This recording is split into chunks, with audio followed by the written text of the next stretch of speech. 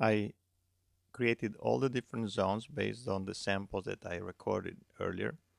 And as you can see, if I zoom in, it's very important that for more accuracy, you record as many samples as possible.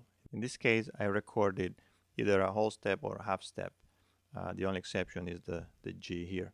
Now, of course, I should have gone higher, but just for the purpose of this demonstration, I just wanted to show you to do it with a limited number of samples. So it's also important that if you have to stretch your zone and your samples, you stretch it higher rather than lower. So if I stretch a sample lower, it's going to sound as not as accurate as if I stretch it higher. Simply because if I stretch it lower, the sampler will have to interpolate some samples, create some samples that were not there. While if I stretch it higher, we'll have to simply take some samples out, and so it's a little bit more accurate. If you stretch it a lot, you're gonna get the kind of like chipmunky effect, and it's not a good thing to have a realistic library. So once I have all my zones in, if I click on a zone up here, I can see all different information about that zone. The range, the velocity with which it will be triggered, the root key, remember that yellow key right here, the volume of the zone, the panning, and the tuning. It's very important that you check the tuning while you were recording the samples. But if some of the samples are not in tune, you can still tweak them here. And same thing in terms of dynamics. You don't want to have a zone way louder than another one. So you want to have them fairly similar. So once you have checked all that, the next step is to see if you need to loop a certain sample. By looping, I mean to be able to play that sample over and over seamlessly so that you can extend the length of that sound. Right, so if I play a note, let's say I play my low E,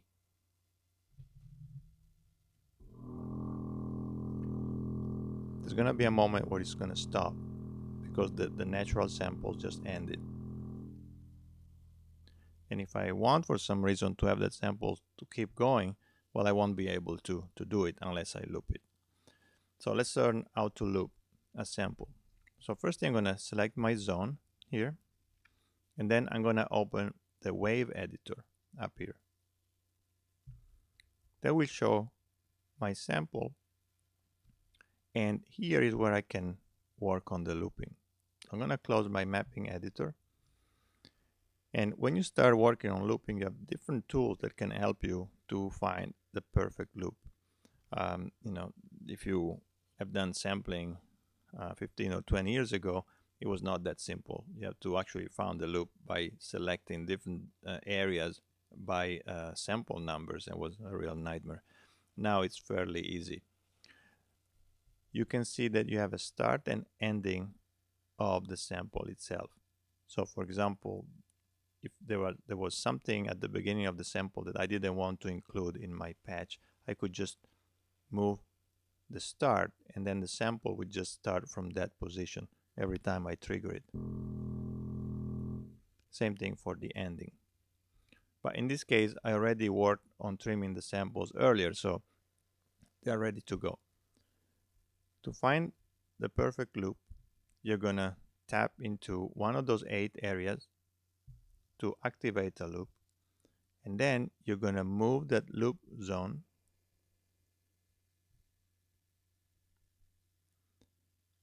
and what you want to do is to have the start and end of the loop in area that fairly similar in amplitude. If I select something very different from start and end in amplitude, it will be very hard to have a seamless loop. So let's hear it as it is now.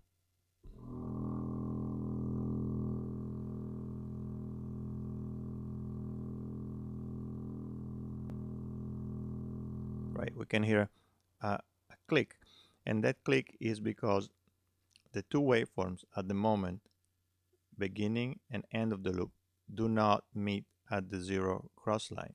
And so when I arrive at the end of the loop, there will be a jump in amplitude that brings me to the beginning of the loop. In fact, we can see that by tapping here, the loop edit button. That zooms in right towards the end and beginning of the loop, and you can see that there is a jump. There's a big jump there. So I can find a better loop point manually by simply scrolling with my mouse. And let's hear how it sounds now.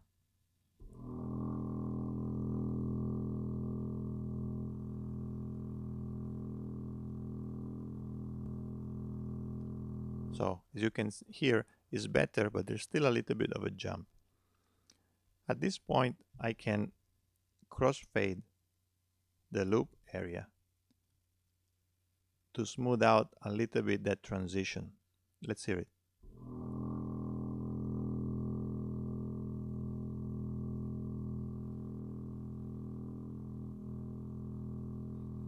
So there's still a little bit of a step, right? So let's try a different crossfade.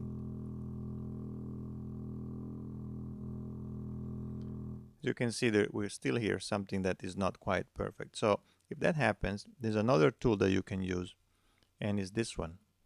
This one is basically an automatic loop finder. You have different options, short or long. I'm going to choose long, and let's see if this helps me a little bit.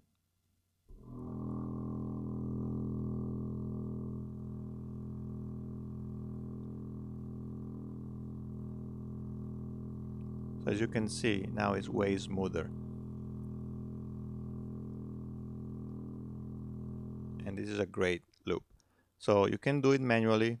Always add a little bit of crossfade, but if everything fades, just trust this tool. I usually select long. It seems to give you better results. Now, you're going to have to do this for every sample.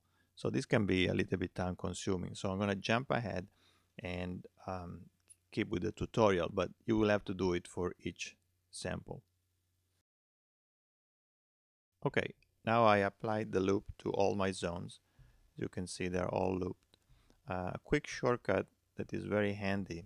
After you find the loop of the first zone, you can actually apply the same settings to all the zones, all the selected zones, right? So to do so, you're going to go to this menu here, and you're going to say to all selected zone, copy current zones loop setting. And what that does, it just copies the exact settings that you have done for the first one to the other ones. You will still have to adjust it because they're going to be different lengths and different loop points, but at least you have a starting point that makes it a little bit easier to find the loops for the zone. So now they're all looped. So now I could play them, right?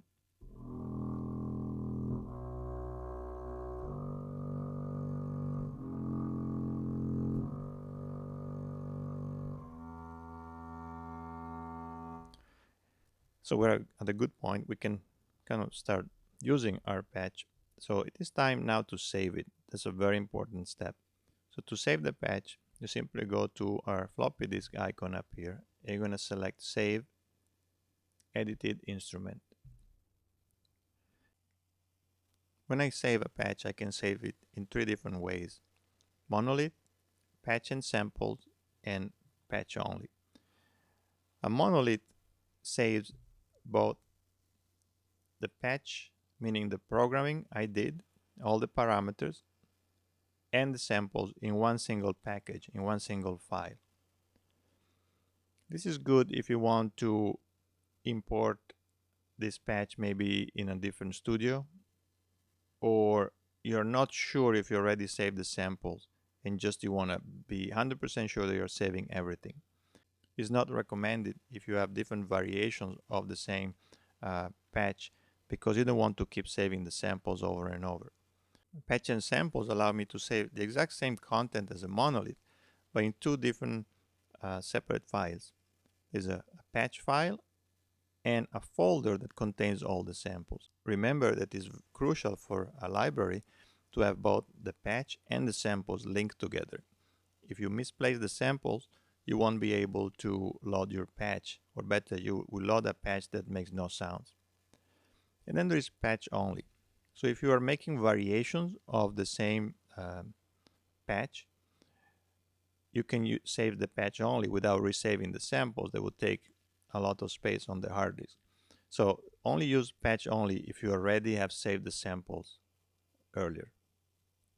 So in this case, I'm going to save patch and samples because it's the first time I'm saving the patch. And I'm going to just create a new folder here for our demo.